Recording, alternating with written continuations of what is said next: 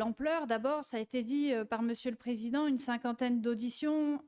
J'ai pu aussi réaliser 5 contrôles sur pièce et sur place à Bercy, des visites de terrain, et surtout inédit parce qu'aucun travail parlementaire n'avait jamais été réalisé sur ce sujet des fonds prédateurs. Or, notre commission d'enquête révèle qu'en fait, c'est une raison majeure des défaillances d'entreprises, de la multiplication des plans de licenciement, dans un but, pour ces fonds prédateurs, enrichir plus que jamais les financiers par tout un tas de techniques de prédation de ces entreprises. Ces fonds prédateurs prospèrent grâce à la quasi-absence de règles. C'est ce qu'on appelle le nouveau shadow banking. Ces fonds agissent dans le Far West d'une nouvelle finance qui échappe à toutes les régulations appliquées aux banques. Et je me souviens de cette audition du président de la Fédération bancaire française appelant à ce que justement on applique à ces fonds d'investissement les mêmes règles que celles qui sont aujourd'hui, heureusement, appliquées aux banques. Ces fonds prédateurs, je le disais, permettent une extraction fulgurante et nouvelle de profits de court terme vers ceux qui détiennent le capital. Ce que nous avons découvert là aussi, c'est que ça assure aux investisseurs privés, aux grandes fortunes, des taux de rentabilité inédits, compris entre 10 et 15%. Je rappelle que le livret A, c'est 1,5% pour avoir une petite idée, pour pouvoir comparer. Mais surtout, nous avons découvert aussi que la France est la première cible de l'Union européenne pour ces fonds d'investissement. Et surtout, et c'est d'autant plus étonnant qu'il n'y ait jamais eu de travail parlementaire sur le sujet, ces fonds prédateurs ont envahi notre économie.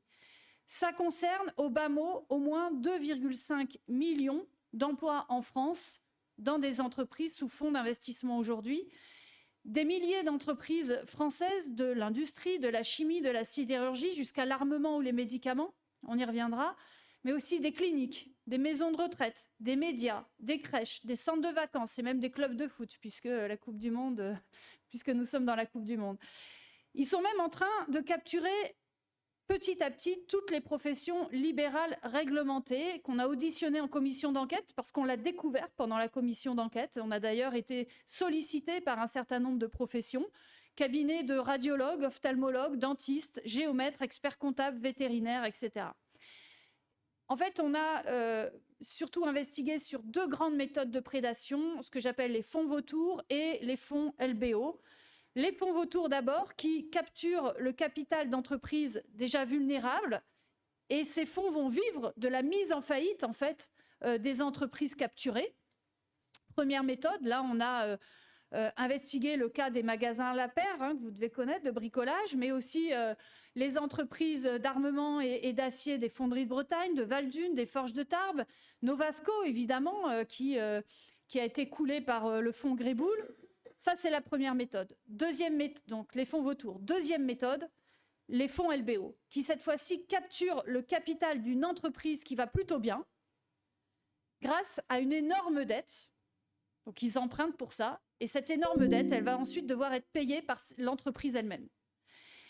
On a notamment investigué sur le cas de Chem1, qui est le principal producteur de PVC et de soude en France, sur les maisons de retraite Colisée, ou encore sur le groupe de presse Infopro, vous savez, c'est notamment la Gazette des communes.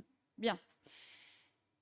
Pour finir, et je crois dans ce spectre des entreprises accaparées, c'est important de noter qu'il y a des entreprises absolument stratégiques et sensibles, pour lesquelles il y a eu autorisation de Bercy de captation par des fonds étrangers. Pendant les 6 mois d'enquête, Bercy a autorisé la vente de Biogarant au fonds britannique BC Partners, alors que cette entreprise fabrique 1/3 des médicaments génériques vendus en France. LMB Aerospace, vendu à un groupe américain par le fonds français Tikeo, alors que l'entreprise fabrique des pièces pour les Rafales. Polytechnil, le leader mondial des polyamides, bradé au fonds américain Lone Star, avec un véritable pillage technologique à travers la captation des brevets. Et que dire encore d'Atos ? Première entreprise numérique française, 120 000 salariés, en tout cas il y a encore quelques années, 30% du capital qui appartient désormais à des fonds spéculatifs étrangers, des fonds qui contrôlent les décisions sur des activités ultra sensibles, rien moins que les programmes pour l'armée, la cybersécurité et une grande partie des services numériques publics de la France, jusqu'à la carte vitale. Il est important de noter aussi que les fonds d'investissement envahissent de plus en plus le secteur de la santé. On a investigué le cas des laboratoires d'analyse médicale Cerba, d'accord, par le fonds suédois, accaparé par le fonds suédois Equity, un fonds prédateur du coup qui profite de la sécurité sociale, très clairement. Et puis, dernier résultat très important, dernier constat très important à la suite de ces 6 mois d'enquête, c'est que ces fonds prospèrent sur les failles et les complaisances de l'État. Et en réalité, c'est tout un système qui a été mis en place sous M. Macron, et particulièrement depuis 2014, avec, premier rouage, les politiques libérales et Bercy, avec des avantages fiscaux qui favorisent les pratiques prédatrices comme les OLBO. J'en ai parlé aussi des autorisations de vente par Bercy à des fonds prédateurs étrangers, premier rouage.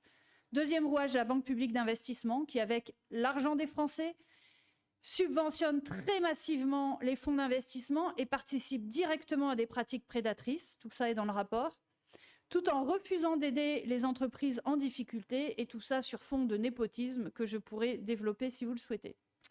Troisième rouage, les tribunaux de commerce et toute la justice commerciale. In fine, ces fonds prédateurs font peser un dernier risque immense, c'est celui d'une crise financière mondiale, car comme vous le savez, il y a des signes extrêmement inquiétants qui partent des USA et de l'activité de crédit privé de tous ces fonds d'investissement.